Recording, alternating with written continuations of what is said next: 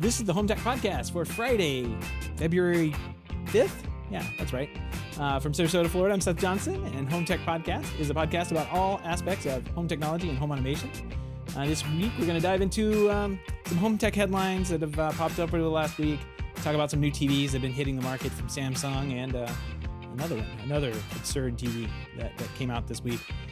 But first, I want to ask patrons, if you're a patron of the show, if you sponsor the show, you should have gotten an email, a couple emails from me by now, but I want you to head on over to HomeTech.fm/support and click on that Patreon image.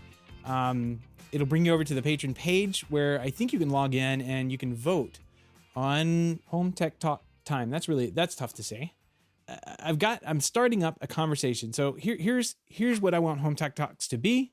HomeTech Talks, to be. It's a discussion, a round table event, so to speak. I want them to be short, concise, and frequent, though. I want them to be often enough where people can join in and listen in. They're going to be modeled around office hours type conversations. So general Q&A kind of at the beginning. If you have a question about home technology, home automation, you're doing something. There are a lot of good questions today that came up in the hub about Wi-Fi and some broadcast storms that somebody was having issues with. And we're trying to figure that one out, trying to do some troubleshooting there. But it may be better if we have more hive mind people, everybody get together in the industry, get together, have a conversation about broadcast storms and how you can best troubleshoot those and figure them out. So check that out, hometech.fm/support. That'll bring you over to patreon.com/hometech. That's probably the easiest way to get there. I'm looking for a time, an hour of that time. And it looks like everybody's lining up 7 to 9 p.m. Eastern. That's kind of where the votes are headed. I don't want to steal the vote, preview the vote there, or change anybody's mind. But if that doesn't work the best for you, got mornings, which nobody likes, by the way, afternoons, evenings, and then there are a couple of night owls who really want to see something done to join a conversation after 9 p.m. Eastern. So I can see how if you're out west, that may work a little bit better for you. But please check that out if you are. And this is going to be limited to patrons only at first. Now the recordings, I will be recording them and posting them up on YouTube later. So you will have an option to listen that way. But keep in mind, like if you want to join the conversation, the best way to do that is going to be through the patron page. So check that out. And with that, let's go ahead and get started with our HomeTech headlines. Roku has purchased Nielsen's advanced video advertising unit, which will change the way ads are served on its platform in the future. The streaming hardware maker now owns Nielsen's automatic video content recognition technology and dynamic ad insertion system as part of the deal, which is expected to be finalized in the second quarter of 2021. Gross. Sorry, I didn't even finish the story. This technology allows advertisers to detect ads as they come on and replace national and local advertisements with ones that target viewers watching on Roku platforms in real time. Wow, that is something. I don't know what to think about that, other than I'm glad I primarily watch on an Apple TV because, man, that just feels all sorts of gross. And I know Roku subsidizes a lot of their development, a lot of their platform with these types of advertising dollars, and that's why you can pick up the device in a where did I pick it up? I picked it up at Office Depot for $30. Just the little small Roku streaming stick thing. $30. It was an impulse buy. I bought it. I plugged it in. I've used it maybe once or twice. More as a troubleshooting tool than anything, but it does have all the apps and everything that are on my Apple TV. But unfortunately, it spies on you. So keep that in mind as you're watching Roku. Half of U.S. customers own at least one smart home device, up 35% in January 2020, according to the latest home automation ownership and usage report from the NPD Group. The NPD's retail tracking service data reveals the largest sales gains in 2020 were seen again in security systems, up 44%, trailing by smart garage door openers, 21%, and then smart lighting, up 19%. Security is still a key motivator in smart home purchases, such as security cameras. And so they're grouping security cameras in with security systems sales, I guess. I don't know. It's interesting. And again, security cameras have been the leading volume driver for the past 4 years. This article is interesting. We'll put a link to it in the show notes here over at HomeTech.fm/341. It also mentioned something about pandemic projects, which could have helped play a role, given that smart lighting was up 43% compared to in 2020, compared to only 17% in 2019. And I can't really think of another device or another group of devices that have come out over the last year that would have skewed the numbers that much. So it must have been everybody sitting at home, kind of wondering what they wanted to automate, and throwing in a couple of cameras, automating the lights. That seems to be, it's kind of nice. It's getting to be low-hanging fruit for a lot of people. MPD's Future of Tech report shows smart home devices sales are forecasted to continue their growth in 2021, with sales up 9% over 2020 already. So it's encouraging. And it kind of piggybacks onto another story I want to kind of bring up about Legrand teaming up with home builder Taylor Morrison here in the States. Taylor Morrison's like the 5th largest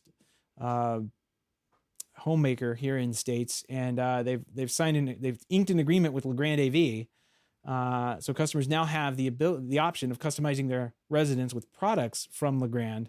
So products like Luxel, OnQ, and Pass and Seymour. Now the Luxel is familiar with networking, but Pass and Seymour probably already existed in the house, so that's like your outlets.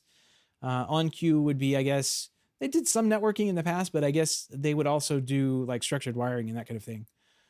So interesting deal that we've seen these from time to time pop up.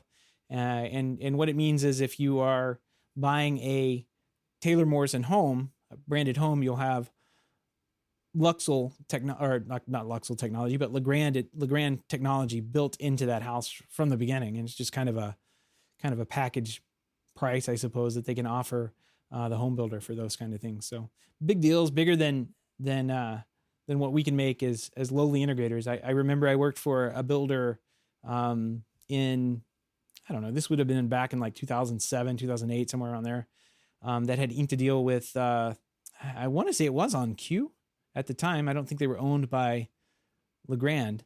But since we were the only dealer in the area of this particular brand of structured wiring panel, they came to us, and that's how we got all of their work. It's kind of nice. I don't think that kind of thing happens anymore, but back then, when builders barely knew about structured wiring or what a network was or what Wi-Fi was, they would bring you in and let you take over the job if you could offer a certain product.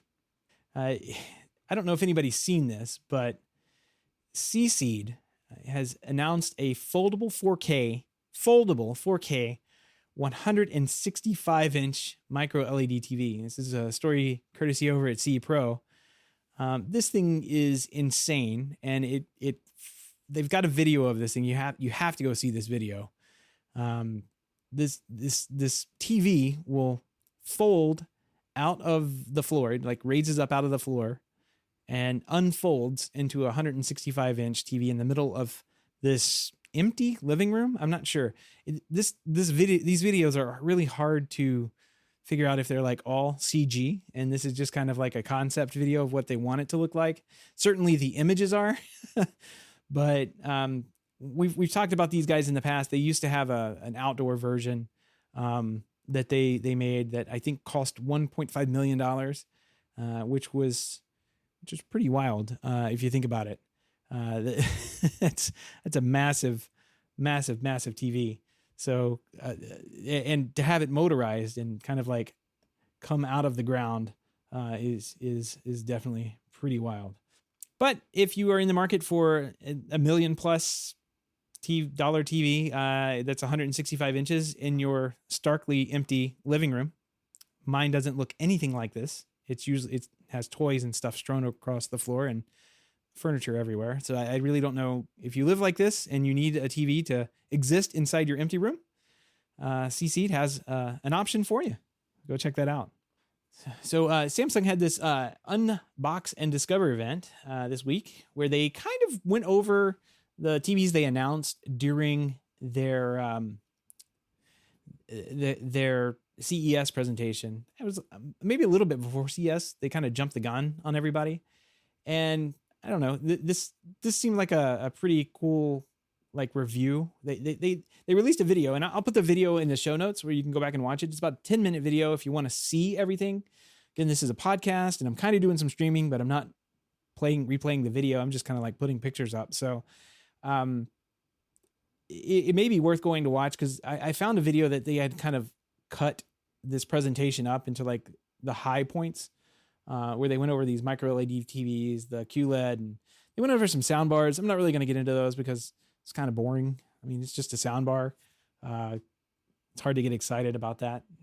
But let's go ahead and talk about a little bit about what the video technologies that they're releasing. And I think everybody was excited about this micro LED TV that they've been talking about.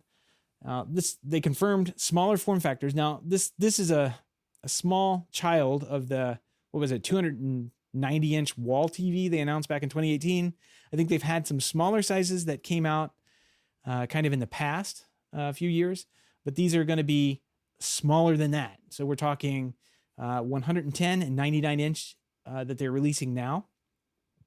And later this year, you'll get an 88-inch option and a 76-inch, which will be on the roadmap. And it's a very interesting technology. These are those panels that you see kind of snap together to form a larger panel. Used a lot in the digital signage world, but you've probably seen one of those signs as you're walking down the street. The pixels on those are rather large. These micro LED TVs have really small pixels, and as you get closer, you'd probably notice them. But further away, it's easier to kind of for everything to kind of blend in, especially on a TV as big as 110 inches or 200 inches. You want those to kind of blend in. It's got 4K resolution, I believe, on these, so it's a pretty nice TV set, and kind of the same thing. It's the same thing that the Seaseed company is doing for their folding TV. They're just breaking those panels up into sections. And then as the TV unfolds, the sections all come together and make their own larger TV. Speaking of which, this TV has a quad view built into it. So you can actually on one of these get 4 image sources at once on one of the TV screens. So that's kind of nice.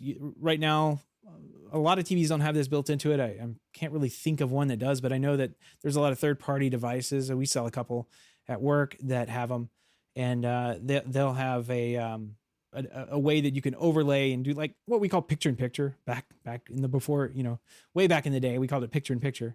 But now it's kind of like tiling is kind of the in vogue thing that you call those devices.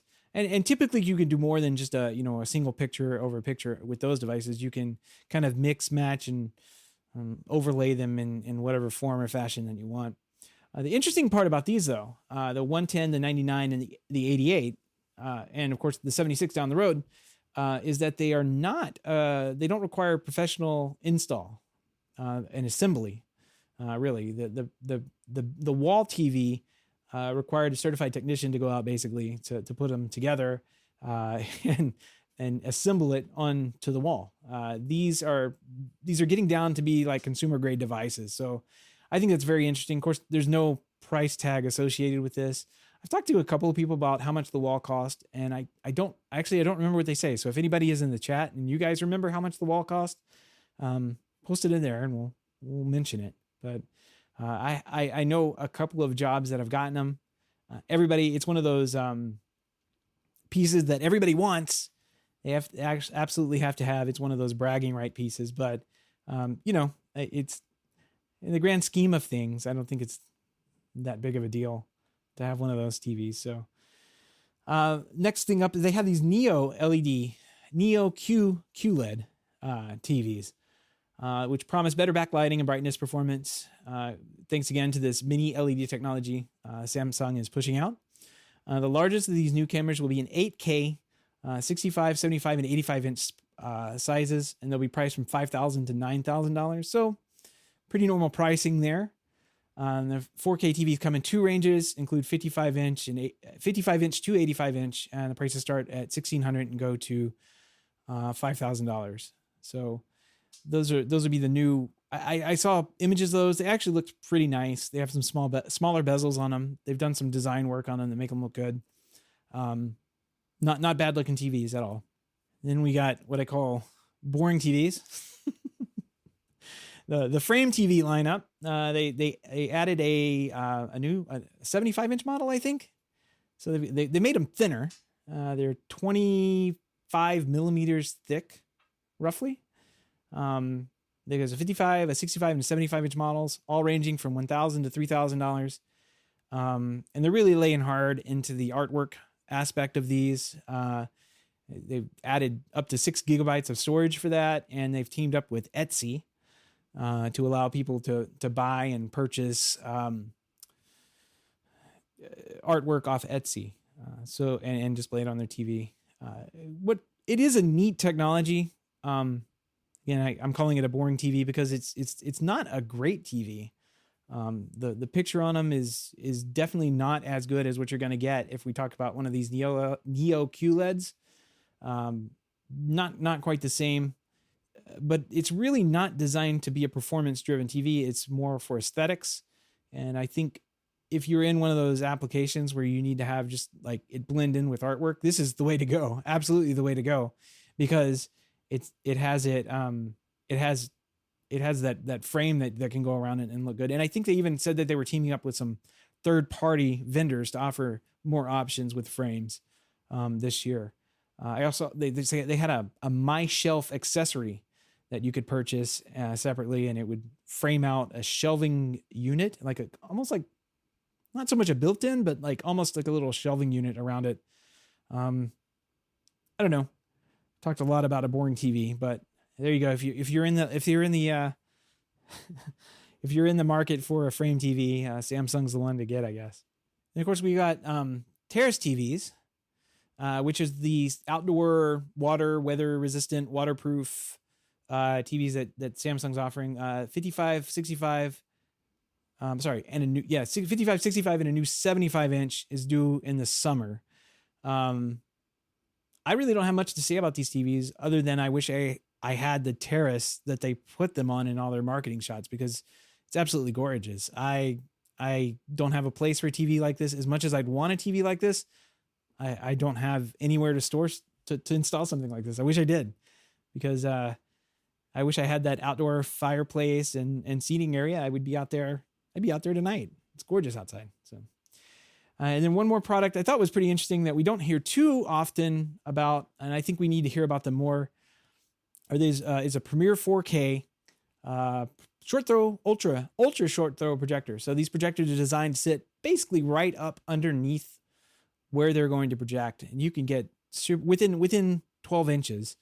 You can project an image as large as 130 inches with these. So it is a really slick product. There's a ton of these there's a number of these on the market. I won't say there's a ton, but there's a number of them. And I'm glad to see that Samsung is getting into this market, because if you're shopping for this kind of thing, there were only a handful of vendors that you could get them from. Sony makes one that's like the size of a bookshelf, a bookcase. Like it's massive. It sits on the floor. It's very heavy. It looks great, but it's priced with Sony pricing. No pricing on this one, but the 9T, so they've got an LSP 7T, which does 120 inches, and the LSP 9T, it's really hard to say, so is the first one that supports HDR10 plus. So that's kind of a Dolby Vision competitor that Samsung is pushing. Again, no pricing on these, but I find it interesting, and I find it interesting that somebody else in the video marketplace started making those things. So it's pretty cool. One more TV I've got to mention. Got to mention this. It's the TikTok TV. Why is nobody talking about the TikTok TV? I've seen a couple of news articles on this, but no one mentioned the Sero TV. And there's probably a reason why. It's a 43-inch, $1,700 television with built-in 4.1 surround sound. The shtick with this one, though, is that it can go from horizontal and you can swivel it. I guess you press, I didn't see anything about motorized, but like, I guess you can move it yourself and kind of swivel the TV to be in portrait mode. So you can watch TikTok and it's got a ton of streaming, like casting ability built into it. It's a neat looking TV. It's kind of small for what I thought it would be. You can buy wheels for it, so you can wheel it around your house if you want to wheel your 40 or 43-inch TV around the house and watch your TikTok videos in a larger format. It's got built-in Bixby, Alexa, and Google. I don't know. What do you guys think about this thing? It seems kind of funny. I'm calling it the TikTok TV, but I don't think this is going to be. I think this is probably the biggest second screen I've ever seen. And Sterling is saying in the chat here that the video he saw said it was motorized. And I thought I saw that too. At least in the video, I did see that.